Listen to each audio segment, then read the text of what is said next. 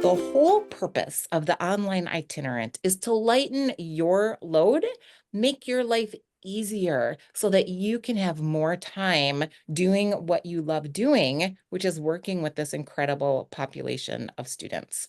So every week, I'm going to be featuring some hacks for you that's going to make your life easier.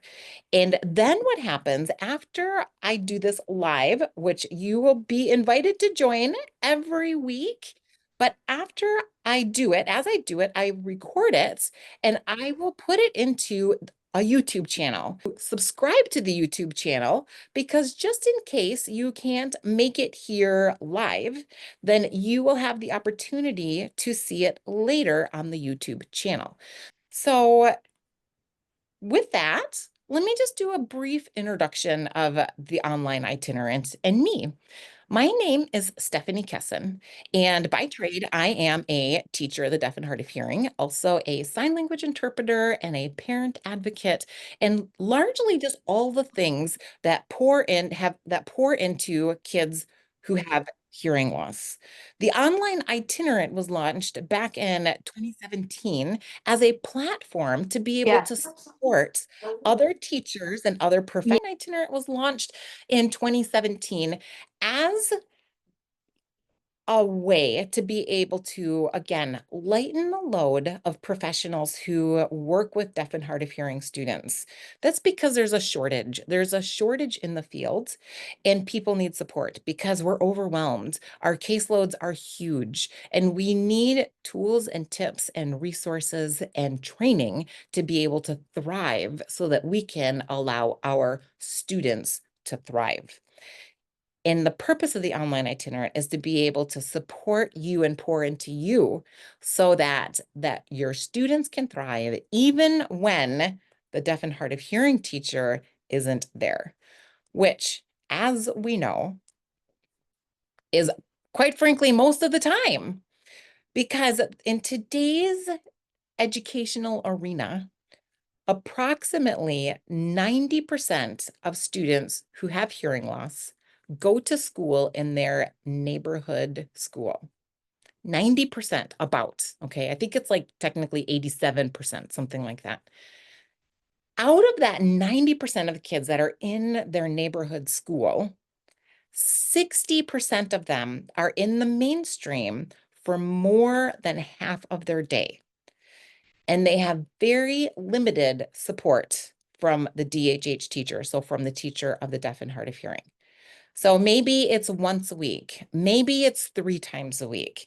Rarely is it daily. And if it is daily, it's usually for an hour a day or less. So if this is resonating with you, would you mind just kind of putting that in the chat, letting me know, does this reflect the students that you work with and your caseload? So I am seeing, so when these students are the majority of the time in the classroom with a group of teachers that don't have training in working with students who are deaf or hard of hearing, we get very passionate about this because there's a lot of needs, and we just want to make sure that our teachers that are with our students all day long have the knowledge that they need to be able to support our students. So we need to in-service our teachers because they probably don't have any knowledge of the needs of a student who has a sensory loss, which is very different than other students that are in special education. It's not the same as meeting the needs of a student with a learning disability or even a student with autism or a cognitive disability, because hearing loss is a sensory issue, but it impacts all areas of a student's development. So it impacts their language, it impacts their learning, it impacts their social emotional development.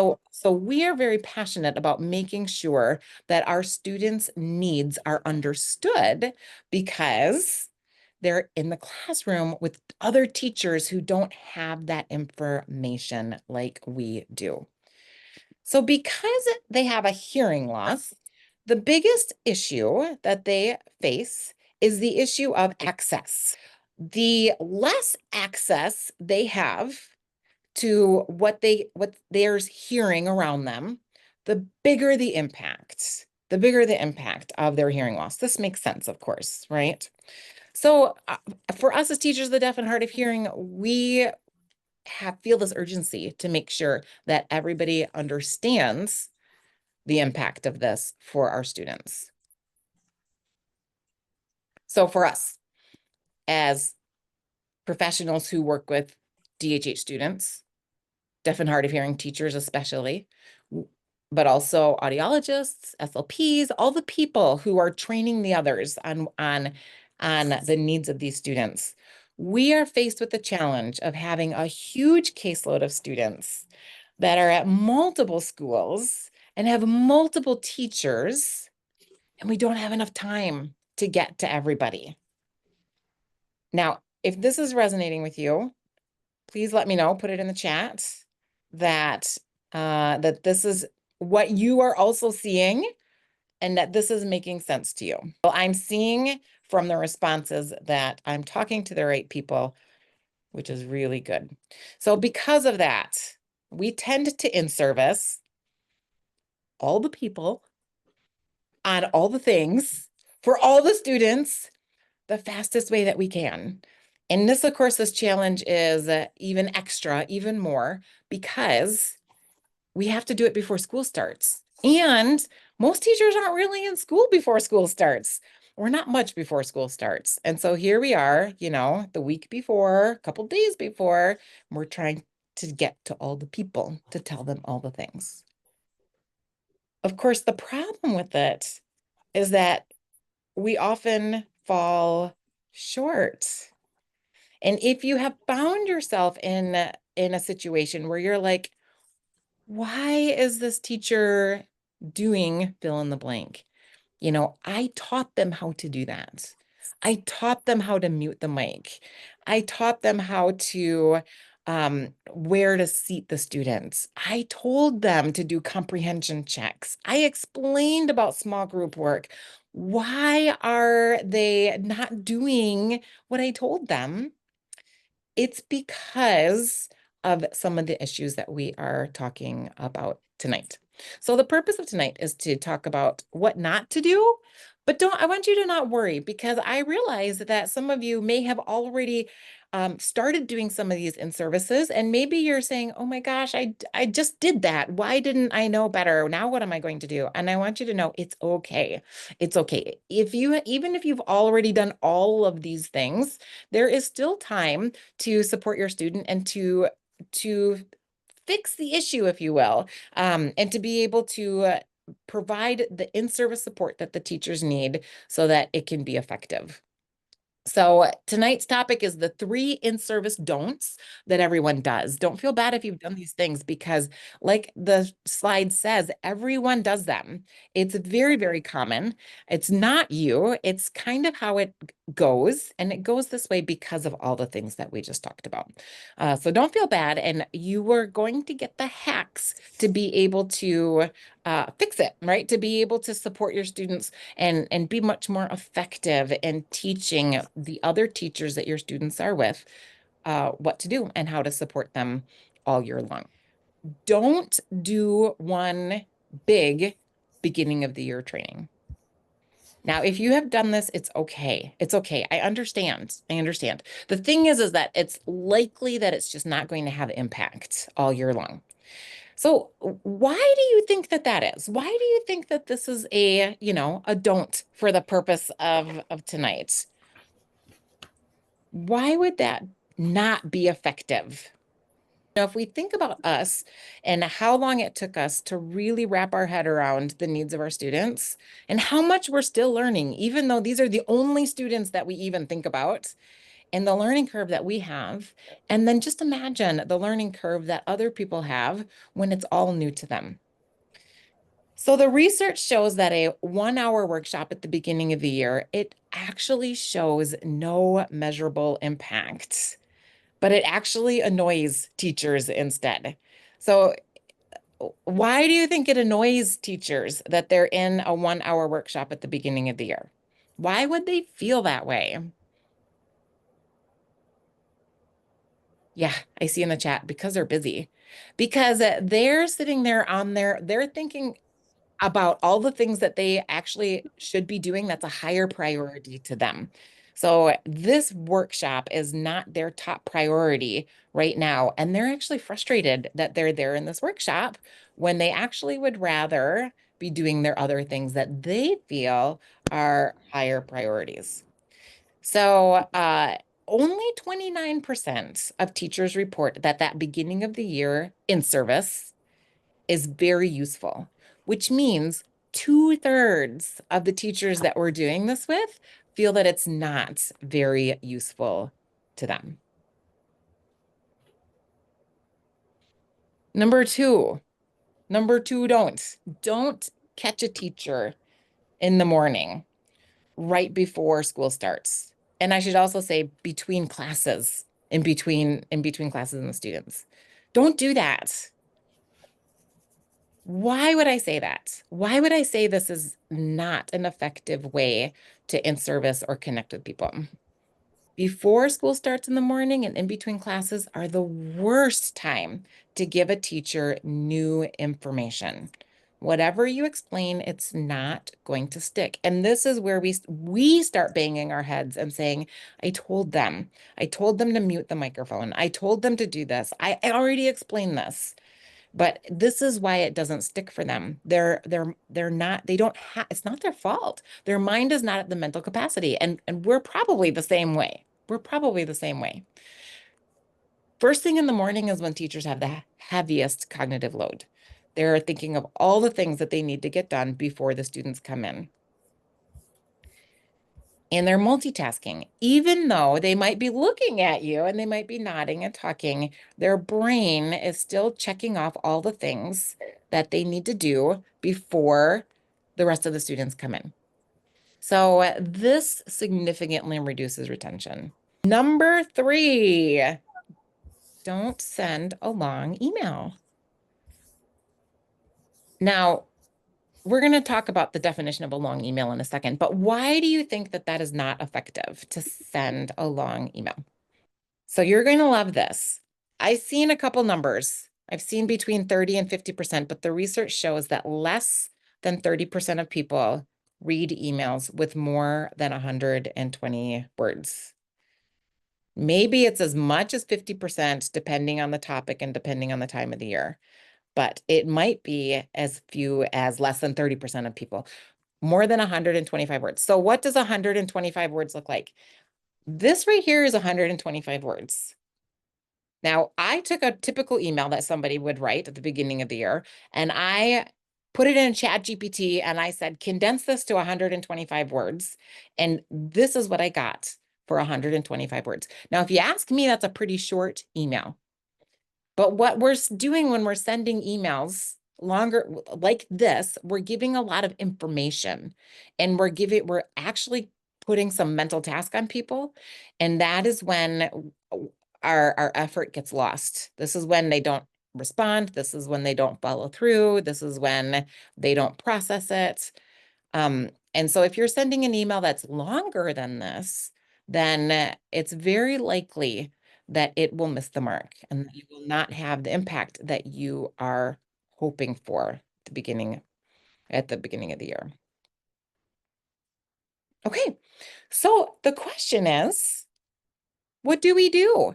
Because I know that you're maybe saying, you get it. You understand why these things are not a successful approach to in-servicing our students, but yet we're still in the exact same situation that we've got to share this information with them so that they can work well with the students that we share. So hack number 1, what do? We want to keep our information bite-sized. Now, this is an approach that the online itinerant and the professional academy has taken since its initiation, is to keep the information bite-sized for you as learners.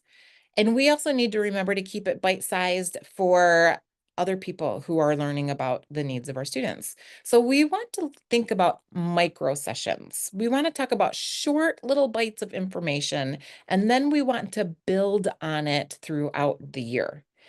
So what we know is that these short, ongoing little mini trainings or supports throughout the year, it boosts the retention, and it also creates 3 times the success rate. Teachers are 3 times more likely to implement the strategies than if they are given one training at the beginning of the year. Now, again, this is something that if you're a member of the professional academy, you've probably heard this often, and you've even gotten like the little mini emails. You have a script of the little mini emails that get sent, or you've learned how to send little short videos that you can send when you're not there, or you've had trainings on how to um, do this throughout the year. But this is definitely kind of the number one ingredient. It's the number one secret sauce to being able to be successful at in servicing the other teachers who are working with our students.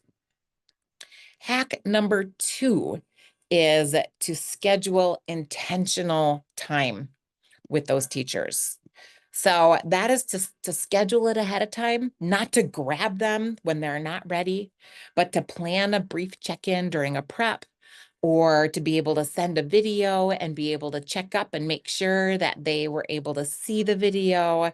But you want to be very intentional and ask them to be intentional. Ask them to set time aside. And I love Zoom these days because Zoom now has become a norm that you can connect with people over Zoom. You don't have to drive the distance, but you can be intentional about that time that you schedule. And before school, after school, lunchtime, if it's set aside ahead of time, and people have that mental preparation to give you their undivided attention, then it's much more effective. This also respects the teacher's time, and it builds that buy-in for them because they are actually investing in this time with you. So we know that over 40% of teacher prep time is lost to unscheduled interruptions. So that's when you're peeking in, right? They're not ready for this. They're not prepared. So 40% of their prep is lost. And a lot of times teachers resent that.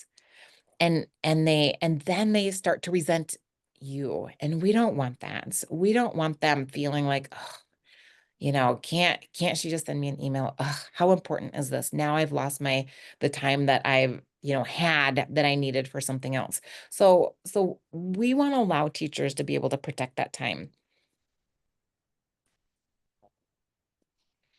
Hack number 3 is make it actionable and accessible. So this is again, instead of long emails, you want to deliver short emails with a clear ask, if this, then that. It's kind of a real like ask and do. Here's this, here's that. We want to be able to use visuals or checklists or one pagers. We don't want anything, if you have a handout, things that are more than one page. Again, they set it aside to read at a different time. And what happens? It never gets read. So we really want our information that we're sharing with our teachers to be clear and simple, actionable, and then we love infographics and handouts and stuff like that. I love the statistic. Adults retain 90% of what they learn when it's immediately applied, but less than 10% when it's read only or heard without action. So if we can give them an action step, are you doing a small group today? Then make sure that you have the students go into the hallway or something like that. Whatever it is that you are looking for them to do. And those are our 3 hacks. Keep it bite-sized, schedule intentional time, make it actionable and accessible. So these are again are all things that have been embedded into the online itinerant since it started. And in fact, you're seeing a little bit of it tonight because you set aside time tonight to come and learn about what these hacks are. And we're sitting and having this conversation, and I'm just giving you, the short and easy information. So again, this is the practice of the online itinerant, and the goal is to be able to truly lighten your load and make your job easier as you are somebody who works with this amazing population of students. But I know that your job can often feel stressful and that you have the to-do list that's longer than your dissertation that you had or a thesis or anything like that. Your to-do list, I want to be able to make this easier for you, lighten your load so that you can enjoy your job and your time with your students and not get burned out. That's the number one thing I want to protect you from doing. Make sure that you're not burned out, but you are thriving within your professional environment. So the online itinerary already has materials in place for you. It is an easy one-stop location for you to be able to access all of these things. So if you are a member, then I want to show you a few of these things that you have access to that is these exact hacks that will support you for the rest of the year. And if you are not a member of the Professional Academy, then I want you to, at the end of this, I'm going to have an opportunity for you to ask questions, learn more about it, and to be able to join. If it's something that you feel like would be helpful for you to be able to support you all year long. So there are a number of trainings that are inside, and here are just a few of them that I want to highlight. There's some wonderful trainings from Brittany Coffey, who I just love her because she was originally a classroom teacher in the general education classroom. And she had students who were deaf and hard of hearing, and she had DHH teachers come in to pull the students and then consult with her. And she was always annoyed and she was always frustrated with this. And then she became a DHH teacher, and she was the person who was needing to pull her students and to be able to provide the support. So she got her PhD and she did all of her focus on how to collaborate well and consult as a teacher of the deaf for students who are mainstreamed so that it can be impactful and effective for their teachers who are working with them when she's not there. So again, this training is broken into little bite-sized pieces with awesome action steps. And the feedback from this training is that it is career changing. It is very helpful in working with others and providing this in-service all year long. The other training that's in here is called Enlisting the Village. And that training is from me. And this is all little tidbits about how you can easily provide short bullet point training. And you're not necessarily there, so you can do it through emails, you can do it through videos, and it actually provides different scripts for you even to do that. There's FM simulations and hearing loss simulations. Then we have some handouts that are perfect. As I mentioned, the different handouts that you can pass out to teachers, the visuals. There is a whole thing on this, the impact of hearing loss, and you flip it over, and then you can write exactly what the impact is on the student that this teacher has, and then you can hand that to them. We've got this handout about the remote microphone and how it's not about how loud you are, but how it's about the distance and clarity and background noise. And it's just a simple handout. There's activities on how to create the elevator speeches. And next week, we are launching the new school year and the new resources that are coming. And I'm very excited about the things that are launching next week, including the service delivery rubric, which is an entire assessment here. And let me just see if I can pop it up. That actually walks through what the needs of your student is going to be in the mainstream and how much support they are likely to need to be able to thrive within their school environments. So it comes with the scoring rubric and recommendations based on that rubric. It also has a template that you can use for a report. And then it even outlines the recommendations for the IEP team, along with the minutes that is recommended for that student.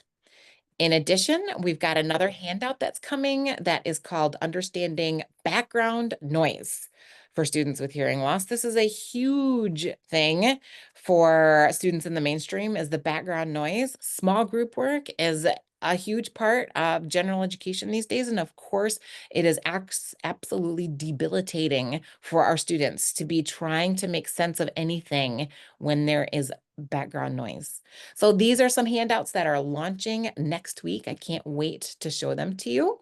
And if you wouldn't mind and letting me entertain our members for 1 second to show exactly where these tools are, I'm just going to give a little tour of where you can find these things in your library. And when we're done, I am just going to give a little bit more information about the Professional Academy. In case this is new to you and you're not really sure what we're talking about, I'm going to tell you more about what this is that all of these people here in this room have and have been talking about. So if you are a member of the Academy, I'm clicking on this, and you have a library. When you log into your account, it looks something like this. And inside of here, there is actually a user guide that will point you to exact trainings and materials for the beginning of the year. So there is a user guide for you that is the beginning of the year that has all kinds of support and resources to just help you kick off. So I want to make sure that you know that that is there. The other thing, the other place I want to make sure that you know where to look is the toolbox. And inside of the toolbox, you will see we've got all of these different areas. You click on each one of these and it will open up to another selection of resources. And there is an entire section here that's called Inservicing Materials, and another section that's called Handouts and Resources. So you can click in these sections and you will see all kinds of handouts and infographics and information for you, all in one easy place. And then the last place I want to point out to you as Professional Academy members, or for those of you who are even wondering, what is this Professional Academy, are these on-demand professional trainings. Now, these trainings are for anybody who works with our students. You'll see that we've got a whole category, a whole list category here, but right here is an entire section that's called Collaboration and Mainstreaming. And if you click on this section right here, we've got all kinds of trainings that just lean into this topic of collaborating and in-servicing and building capacity with others who are working with our students. The other section that is really helpful for you to be aware of is this itinerant teaching. If you are on the road behind the windshield and really just trying to keep up with your caseload of kids, then you definitely want to check out this whole section that is called itinerant teaching for itinerant teachers. Every single one of these trainings that are in here, again, broken into bite-sized pieces for you so that you've got the opportunity to really absorb and retain and learn new information. But also it's on an app for you, so you can listen seamlessly while you're driving and pick up where you left off at any time. So those are just the places that I want to make sure that the Academy members, that you know where to find this information.